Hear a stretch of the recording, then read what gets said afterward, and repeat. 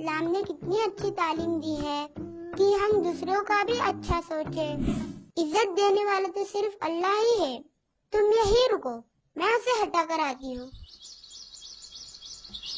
عبدالباری، آج تو پروجیکٹ ختم کرنی ہوگی، لیکن مجھے 4 ڈرائنگ بنانی ہے، وہ بھی کھانے کے۔ پہلے بریک فاسٹ کا، پھر لنچ کا، پھر ڈنر کا، پھر ریسس کا بھی ٹفن۔ تو تم یہ سب بنا پاؤں گے؟ ہاں، سوائے گلگلی اور بریانی کے، باقی سب بنا لوں گا۔ ارے بدو، تمہیں یہ ساری چیزیں ڈرا کرنی ہے نا؟ مجھے پتا ہے، اور مجھے چوٹ لگ گیا۔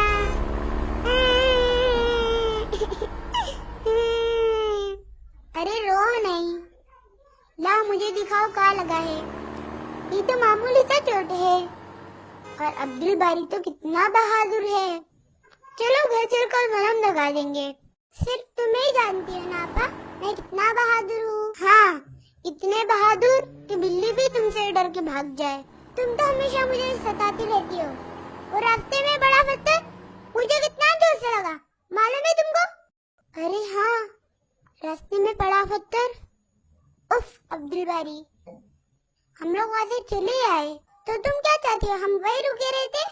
تمہیں یاد نہیں وہ حدیث؟ رسول اللہ صلی اللہ علیہ وسلم نے کیا فرمایا؟ راستے سے کوئی کانٹا یا کنکڑ، مطلب نقصان پہنچانے والی چیز اگر اٹھا کر بازو کرے تو یہ بھی ثواب ہے اور صدقہ میں شمار ہوتا ہے۔ لیکن اب تو وہ مجھے لگ چکا اور نقصان بھی ہو چکا۔ ہاں، لیکن اسلام نے کتنی اچھی تعلیم دی ہے کہ ہم دوسروں کا بھی اچھا سوچیں۔ ہمیں کوئی بڑا نقصان نہیں ہوا، پر شاید کسی دوسرے کو بڑا نقصان ہو۔ چلو ابھی چل کر اس پتھر کو ہٹا دیتے ہیں۔ تم ہی یہ کام کرنا، میں نہیں کرنے والا، ورنہ لوگ کہیں گے کہ میں راستے پر بھی کام کر رہا ہوں۔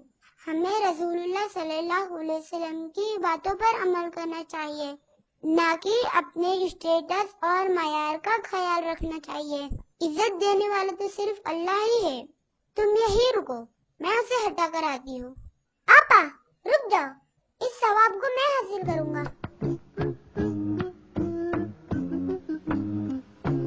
عبدالباری، آج تم نے صبح صبح ہی ثواب کما لیا۔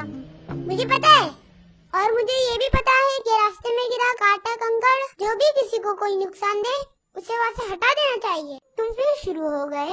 نہیں، لیکن آپا سبھی لوگ وہاں سے گزر رہے ہیں اور کسی نے بھی اٹھا کر اسے بازو نہیں کیا۔ پتا نہیں کیوں، ہو سکتا ہے اس علاقے میں کوئی مسلمان پیارے نبی کی باتوں میں عمل نہیں کرتا ہو۔ ہو سکتا ہے۔